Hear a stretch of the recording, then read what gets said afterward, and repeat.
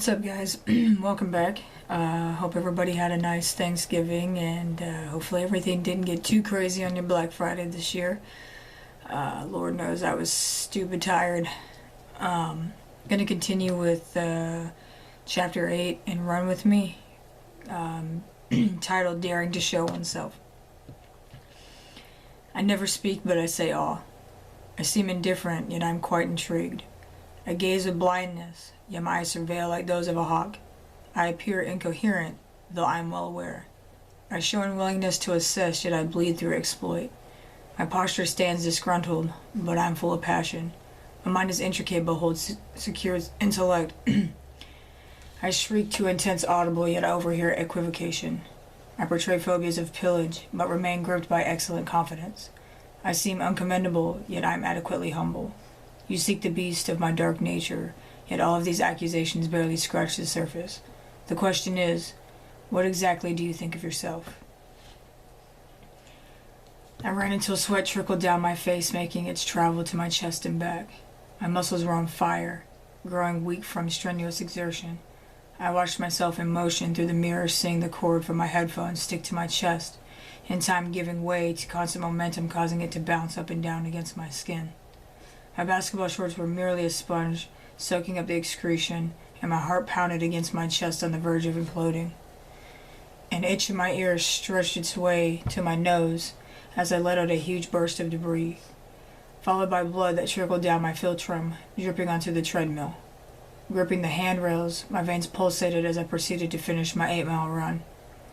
Reaching my desired destination, I pressed the stop button with a ferocious growl of overbearing stimulation. Standing in the kitchen with a water bottle to my lips, Sky entered the room as if she had been looking for me.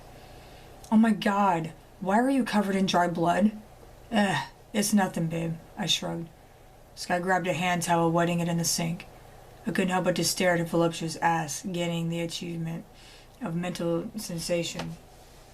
I crept up behind her, placing my cold lips to her shoulder blade. "I could just eat you up," I whispered, running my hands up and down her sides, pressing her into my pelvis. "Just completely fucking devour you." My tone deepened. Stop it, Malice. I don't want your blood all over me." She faintly giggled. "Aw, why not? You seem to, never mind having other bodily fluids all over you." I drove my scratchy face up and down the soft flesh of her back. Sky gasped as I tightened my grip against her hips. Tilting her head back into me, she fell helplessly, closing her eyes as she inhaled, expanding her chest. "You're so profound, Malice," she whispered while turning to face me, "which is uncontrollable on your behalf."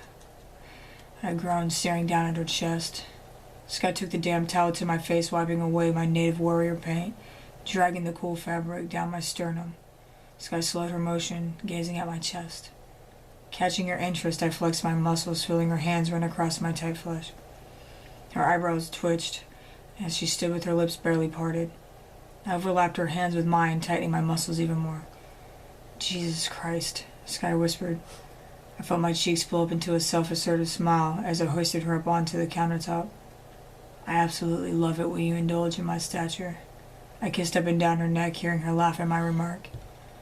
"Babe, as adventurous as we are, I still find it unacceptably inconsiderate to fuck in Tristan's kitchen, de-virginizing his poor countertop." Sky pushed against my chest to meet my eyes that were filled with starvation. She had a hold on me like no other, and damn it, if it wasn't me being next to her, I just wanted to be in her. "Sorry, it must be the Molly talking. You ran the treadmill while you were rolling your fucking face off?" To interrupt our little rendezvous, my cell phone vibrated across the counter. I became apprehensive, thinking it was Coco on the other end. Instead, it was Trenton. "Dude, what fucking number are you calling me from?" "A payphone. Why? Where are you?" "I traced your call from the other day and decided to come find you." I shook my head in disbelief. "Are you fucking retarded? You can't come here." "Why the hell not?" "Because A, you're going to get killed, and B, you're going to get me killed, damn it." "What the fuck? What is wrong with you, man? You're talking all crazy. What the fuck have you got yourself into, Malice?" His voice became stern. "Where are you?" I'll come meet you. Right outside Madison.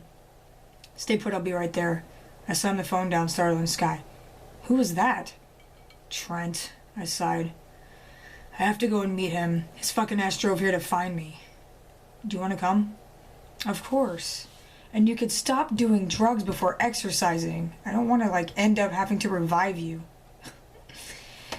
We parked the bike behind a bank, waiting to hear back from Trenton. He claimed that he was in front of a fast food restaurant. I traced my fingers within Sky's as we scurried across the street, seeing Trent and Tiffany waving us over. I'd be lying if I said I wasn't happy to see him, as he pulled me in for a brotherly hug. Wow, look at you, Mally. He squeezed my biceps. You're huge. And you have a fucking beard. Besides, I'm not as built as you, but thanks, I beamed. The awkward hug from Tiff had my stomach sucked in from its strange feeling. This is Sky. God damn, bro, she is fucking gorgeous. Trent placed his hand on the small of her back, pulling her into his embrace. Nice to finally meet you. Malice has told me so much about the both of you. Has he now? Hoping all remarks are positively factual. He's never said anything too terrible, Sky went. Ah, she's a charmer, all right, Trent smiled harder. We grabbed a bite to eat at a pizzeria, reminiscing while they got to know Sky. My arms rested on the back of her chair, fighting myself like I always do, completely lost in her. I felt myself mirror her smile each time she drew her cheeks back.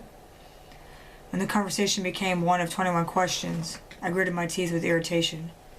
Only told Trenton certain things about, what Sky and I were currently sabotaged into doing in order to protect ourselves. He and Tiff sat in bewilderment to the fraction of information that I was willing to share. Look, I know how you are, Mally. You're my other half. I want to help you out as much as I possibly can, but you have to let me. I shook my head. No. I would not put my brother through a treacherous swirl that I have been forced to drag my soul over its remains after the embers of hell's fire has decided to finally burn out. I just refuse. My stare intensified as the muscles in my jaws ticked. Trent's eyebrows drew together in disappointment. Those dissipated embers may cause you to suffer, but what brother do I stand if I'm not directly by your side during battle? When the ash settles, I want to be the vital drop that rebuilds you, helping you rise again. He placed his hand gently on the top of Tiffany's belly. The zephyr blew the redolent of spring through my nostrils while my mind contemplated over his proposition. The truth tore at my gut, knowing that his words did hold sincerity. What are you going to do, babe? Take them to Coco? He'll know what to do, considering they were the ones to partake in that incident as well. I motioned for them to follow my lead to his house. Showing up unannounced probably wasn't the best idea, but I needed his guidance since Trent refused to take no for an answer. We stood quietly inside Coco's living room, waiting to be escorted back to his office. He was seated on the corner of his desk, holding a glass of scotch on his knee, flipping through the television. Good evening, sir. Malice. His eyes flickered towards me. How unexpected. What brings you by? I have someone that I'd like to introduce you to that might be of your interest. His eyes narrowed. And who might this mysterious fellow be? One who bears the same burden as myself. Well, that is just interesting. Bring him in, he said sharply. I poked my head out, motioning for Trent to come on. He stood before Coco with his arms placed appropriately in front of him, letting Coco look him over. My, do we not stand burly and poised. What is your purpose? I'm Trent Manzetti, sir. I request to possibly work for you. What is the reason for your foolish solicitation? I see two fine young men standing in juxtaposition before me. Yet, you come to me asking to grant you permission to be a part of something that holds your lives internally? No matter how much you entreat my pardon, it will clasp your soul incessantly, squeezing you until your final breath. No, I ask you to assist me financially so I can take care of my family. Coco kirked his head with curiosity. Malice, let us be in solitary for a moment, please. I took my leave, patiently waiting in the living room along with Tiffany and Sky. They spoke quietly amongst one another, causing my ears to itch in inquisitiveness. When my patience couldn't wear thin enough, the possibility of Coco's deplorer was still wrestling in my hopes. Trent walked out bearing no expression with his hands shoved deep into his pockets. What's the verdict? I guess I am now a partner of yours. I dropped my head in dismay. Christ. I didn't want you to get involved, I groaned. Too bad. Your boss seems to believe otherwise. Besides, my life's decisions are not based upon your outlook. Even though it may be in my best interest, I still need to be greater and do what needs to be done. Drift didn't seem to mind having another partner in crime. Just like I had to, Trent joined our everyday ritual of a hardcore workout. Impinging us both, Trent provided his worth through continuous loyalty, driving his heart and soul in everything he did. I wasn't a fan of our next job in the slightest. Our customer was one labeled as a regular at the Silk Exotic Medicine Gentlemen's Club. A large Colombian named Juniper Augustine was one of the largest cocaine buyers in the area and favored Drifton's product. Coco charged $32,000 per kilo for his shit, and this guy wanted $3. Since Tiffany's pregnancy had her feeling ill this evening, she stayed out in the car with Sky as a watchdog while the guys and I went in. Here's your earpiece, and baby, please be careful. Sky ran her hands up the silk fibers that blanketed my chest, kissing me intimately. Feeling her tongue enter my mouth, tickling against the roof of my mouth made me groan. Huh. I let my tongue glide around the wet of her palate, holding her face in my hands. I reared back, trying to regain control. God, you kiss like a fucking siren, always causing my nerves to palpitate, I panted. Before letting me go, Sky took in my bottom lip with her teeth, smacking my ass. I'll be queuing in and out while you converse. I had a tough love for the way that she illuminated sex appeal, yet always knew how to keep it casual business, never letting my ego get ahead of itself. Entering the club, I watched a half-naked woman brush against me, and then a few other attempt elegance with their stride, trying to mask their story of a harlot. Casually adjusted my back holster while getting stamped. The man we saw was busy throwing a myriad of cash to one of the dancers. Trent headed straight for the bar, leaving me and Drift to approach Jupiter alone. I felt his eyes burning like lasers through his sunglasses as his head turned in my direction. A peculiar smile curled at the corner of his mouth. Pulling out a stack of ones from my back pocket, I stood at close proximity with the man while conspicuously throwing them to draw his attention. Glad you could make it, he said out the side of his mouth. The pleasure is mine. I look forward to standing next to a man so affluent and discerning as yourself, I flashed a sarcastic smile. We both chuckled as he reached over to shake my hand. Please, have a seat, he gestured. Without immediately bringing up the topic of business, Juniper insisted on a normal conversation. Buying us a round of Patron shots, I sagged comfortably in the cushion of a large red chair. The DJ announced the girls' names while they all came walking out, promenading on the stage. I glanced at a few, silently giggling to myself while Sky poked fun at their stage names. One dancer in particular brushed her fingers through the back of my hair, grabbing my attention. My head turned in her direction while she gave a brief glance over her shoulder before disappearing inside the dressing room. Buying 2 more rounds of shots made the room sit at a tilt. You getting drunk in there, babe? Sky laughed. He keeps feeding me fucking shots. What do you expect? Well, don't let him gain the ability to sway you and jeopardize our objective. I'm trying, I mumbled. What was that? Juniper asked. Oh, I said I'm dying. I have to pee, piss. Whatever. You get my point. I struggled to stand to my feet. Excusing myself to use the restroom. That same dancer walked through me, unbalancing my equilibrium. Whoa, shit. Apologies, miss, I wobbled. It's okay, Malice. She struck a high brow. What? Did you just say my name? Before I could receive an answer, she vanished once again. I staggered into the bathroom, resting my hand against the wall for stability. I felt like I pissed forever before realizing I was almost dozing off. Coming to solid consciousness, I splashed cold water onto my face before returning to our table. Drifton was talking to a dancer about getting a lap dance. You alright, bro? Trent asked. Yeah, I'm just a little buzzed. Drift held out cash, nodding towards someone standing behind me. I soon felt hands sliding against my shoulders, cupping above my chest. It is so good to see that you're alive, baby.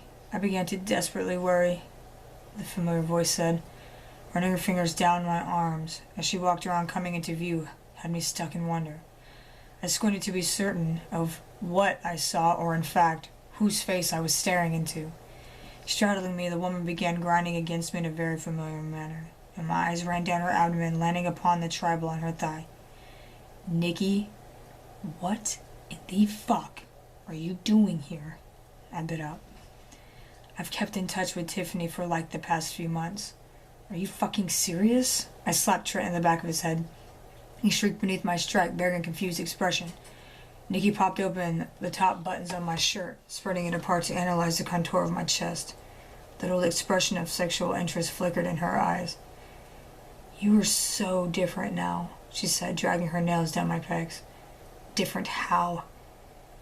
You have a shit ton of tattoos you've accumulated, and you wear your facial hair much thicker than you ever have, and your body's like G.I. Joe rock solid. I laughed, only to feel the sudden reminder of Sky stabbing me right in my pecker. I was over, Nikki. I knew I was. A first love always carries a small piece of your heart, but reminiscing only shortly follows up with the very reason why you two were no longer together. I applaud your perception. Yet, you're still a smartass. She hopped up from my lap, grabbing a seat beside me. Really, Nikki, why are you here? I wanted to feel safe, and I thought the only way that was even possible was by being close to you. Nikki, Yes, I understand that you believe you found your mate, but there's something so different about you that I've never seen before. Look, we can save this sappy talk for later. If you're interested, I'm residing in a small townhouse 3 streets over. I cleared my throat, gesturing for another refill to the server. It's probably because this is what a man with a burdened soul, utilizing a complicated mind, looks like when he's in love. And I'm not. But thanks for the info. I knew my words pierced right through her heart like a spear, but it was the utmost of my integrity. You're right. Once upon a time you used to look at me with those same puppy eyes. But the pup has definitely turned into an admirable, valiant wolf whose eyes hold unconditional love. She's very lucky. I downed the amber liquid to its last drop, feeling the heat of my stomach just rise. I am the one who's lucky. And you really shouldn't have come here. It isn't safe. Not even I can save you if shit goes bad. And you were to ever witness communicating with me right now, it wouldn't be good. What? What do you even mean by communicating? Who the fuck's gonna know? Shh! Lower your fucking voice, Nicole. I'm in the middle of a business meeting, and if you fuck this up, they will have your life along with my head upon a fucking pike. Capiche? Malice. Do you know this woman who seems to be, having you quite flustered? No, Juniper. She was just leaving. My gaze hardened. Nikki stood abruptly to her feet, only halting when I grabbed her by the arm. If you knew what was good for you, you'll be smart and get the fuck out of here. I mean it. You're in the middle of taming a lion's pride without any offerings to gain the king's obedience. I'm gonna go ahead and continue this on the next one. It's a little bit longer than I anticipated.